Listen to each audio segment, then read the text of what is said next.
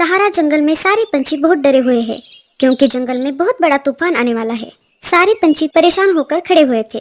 उन्हें डर था कि अगर बड़ी बारिश होगी तो सब पंछी के घोंसले तबाह हो जाएंगे। दोस्तों, हम सब पर बहुत बड़ी एक विपदा आन पड़ी है। हमारे मौसम के जानकार पक्षियों ने यह सूचना दी है कि 2 से 3 दिन में बारिश के साथ साथ बहुत बड़ा तूफान आने वाला है। आप सबको जल्द से जल्द घोंसले पक्के करने होंगे। सब पंछी डर के मारे एक दूसरे की तरफ देख रहे थे।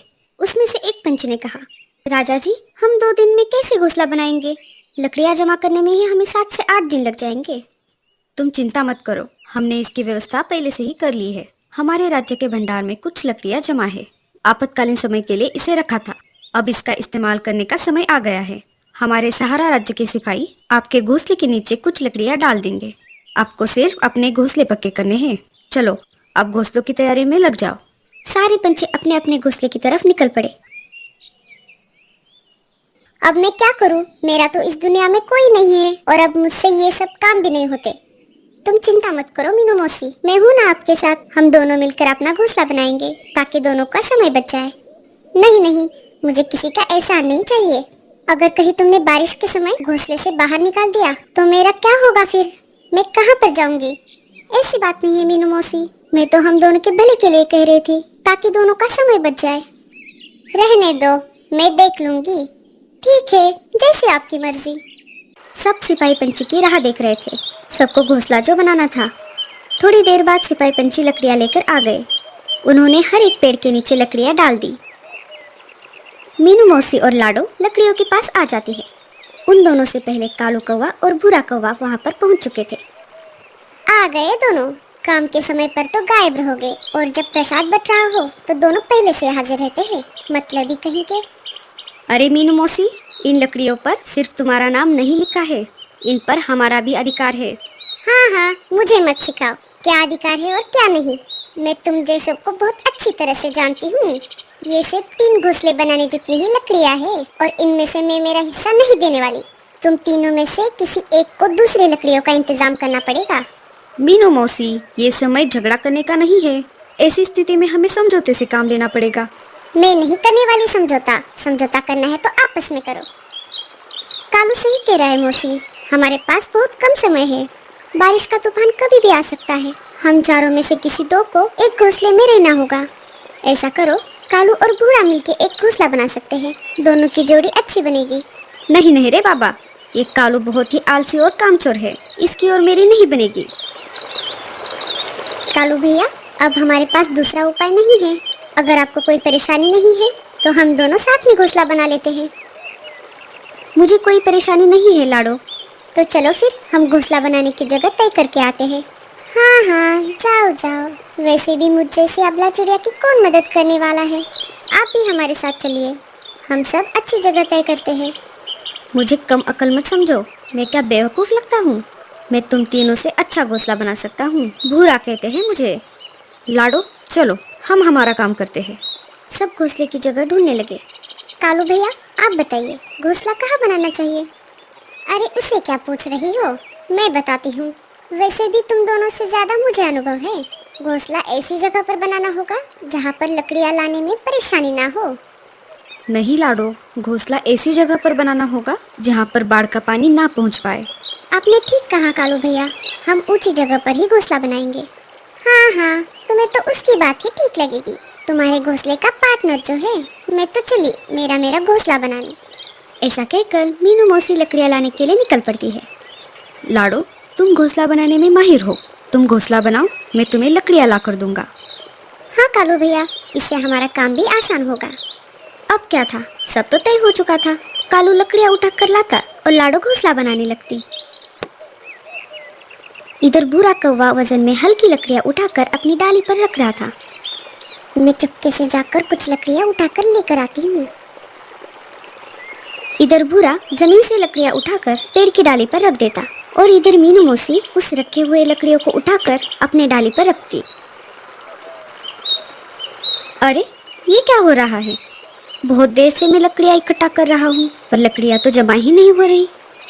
चलो, मुझे लगता है इन लकड़ियों से मेरा घोंसला बन जाएगा। ऊपर कालू और लाडो की मेहनत की वजह से उन दोनों का घोंसला बनकर तैयार हो गया। उन दोनों का घोंसला तैयार हो चुका है। ये देखकर मीनू मौसी बहुत जलने लगी। ओई माँ, मर गई रे। लाडो और कालू दोनों मीनू मौसी के पास आ जाते हैं। क्या हुआ मौसी? लगता है ज्यादा वजन उठाने की वजह से मेरे पैर में मोच आ गई है। अब मैं घोंसला कैसे बना पाऊंगी? आप रहने दीजिए मीनू मौसी, हम हैं ना, हम आपको घोंसला बनाने में मदद करते हैं। मुझे लगता है आपको मेरे घोंसले के बाजू में घोंसला बनाना चाहिए। मुझे लगता है मैं ज्यादा ऊपर उड़ नहीं पाऊंगी, तुम यहीं पर घोंसला बना लो। ठीक है मौसी। ऐसा कहकर लाडो और कालू ने मीनू मौसी का घोंसला बनाना चालू कर दिया। मीनू मौसी मस्त आराम कर रही थी और दोनों घोंसला बनाने में लग गए। थोड़ी ही देर में घोंसला बनकर तैयार हो गया। लो मौसी, घोंसला बनकर तैयार है। अब हम सबको अंदर जाना होगा, वरना बारिश का तूफान कभी भी आ सकता है। इधर भूरे ने जैसे तैसे अपना घोंसला तैयार कर लिया और वैसे ही अंदर जाकर सो गया। कालू भैया, मुझे नहीं लगता कि बारिश 4-5 दिन रुकने वाली है। हमें अनाज का प्रबंध करना होगा।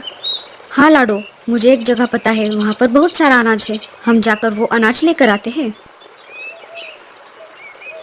दोनों ने 4 से 5 दिन तक चले इतना अनाज इकट्ठा कर लिया। रात हो गई, सब अपने अपने घोंसले में बैठे हुए थे। तभी तेज बारिश के साथ साथ बहुत बड़ा तूफान भी आ गया। हम आशा करते हैं कि बारिश इतनी तेज ना हो। पूरी रात जैसे तैसे निकल गई। सुबह हो गई। भूरा कौवा मजे में सो रहा था। तभी उसके पैरों में कुछ महसूस होने लगा। अरे, ये क्या हो रहा है? मेरे पैर इतने ठंडे क्यों हो गए हैं? भूरा नीचे नजर घुमाता है तो बारिश का पानी पूरे घोंसले में फैल चुका था। भूरा उस डाली से उड़कर ऊपर वाली डाली पर जाकर बैठता है। मुझे लगता है पानी इससे ऊपर नहीं आएगा। थोड़ी देर बाद पानी उसके पैरों तक आ ही जाता है। जैसे ही पानी बढ़ने लगता है, उसकी नींद फिर से खुल जाती है। पानी बहुत ऊपर तक आ गया। मैं एक काम करता हूँ, घोंसले के ऊपर जाकर बैठता हूँ। भूरा घोंसले से निकलकर बाहर आ ही रहा था, तभी उसका घोंसला बाढ़ के पानी में बह जाता है। वो मीनू मौसी के घोंसले के पास आ जाता है। मीनू मौसी, दरवाज़ा खोलो, मेरा घर पानी में डूब गया है और मैं बाहर बारिश में भीग रहा हूँ। अरे ओ मीनू मौसी, खोलिए ना दरवाज़ा। मीनू मौसी को भूरे कौवे की आवाज़ सुनाई दे रही थी, पर वो सुनकर अनसुना कर देती है। ये तो मीनू मौसी की आदत ही है, किसी की मदद ना करना और खुद की भलाई का इंतजाम करना। भूरा कौवा लाडो के घोंसले के पास आ जाता है। लाडो, कालू, दरवाज़ा खोलो, मेरा घर तो डूब गया, मुझे अपने घर में ले लो। अरे लाडो, कालू, अरे खोलो जल्द से दरवाज़ा, नहीं तो मैं मर जाऊंगा। लाडो चिड़िया अंदर से घोंसले का दरवाज़ा खोल देती है। दोनों उसे देखकर चौंक जाते हैं। हमने तुम्हें पहले ही बताया था, बारिश बहुत तेज होने वाली है। अब चलो जल्दी से अंदर आ जाओ। तीनों खिड़की से बाहर का नज़ारा देख रहे थे। तभी अचानक मीनू मौसी के चिल्लाने की आवाज़ आ जाती है। अरे मुझे बचाओ कोई! अरे लाडो, कालू, कहाँ गए सब के सब? अरे कालू भैया, लगता है मीनू मौसी किसी मुसीबत में है, हमें उन्हें बचाना होगा। उसके साथ ऐसा ही होना चाहिए। ऐसी बात नहीं है, वो हमारी दोस्त है और हमें किसी मुसीबत में फंसे हुए पंछी की मदद करनी चाहिए, चाहे वो हमारा दुश्मन ही क्यों ना हो। अगर तुम्हें मदद करनी है तो तुम दोनों ही चले जाओ, मैं नहीं आने वाला। कालू और लाडो घोंसले से बाहर चले जाते हैं। दोनों ने बाहर आकर देखा तो मीनू मौसी पानी में बह रही थी। तभी कालू पेड़ की डाली की सहायता से मीनू मौसी को पानी से बाहर निकालता है। चलो हम घोंसले के अंदर चलते हैं। जैसे ही तीनों घोंसले में जाने वाले थे, लाडो का घोंसला भूरे कौवे के साथ ही पानी में डूब जाता है। भूरा कौवा पानी में डूबने लगता है। कालू भैया, ये क्या हो गया? हमें भूरे कौवे को भी बचाना होगा। नहीं नहीं, मैं उसे नहीं बचाऊंगा। तुमने देखा नहीं वो कैसे मीनू मौसी को बचाने के लिए इनकार कर रहा था?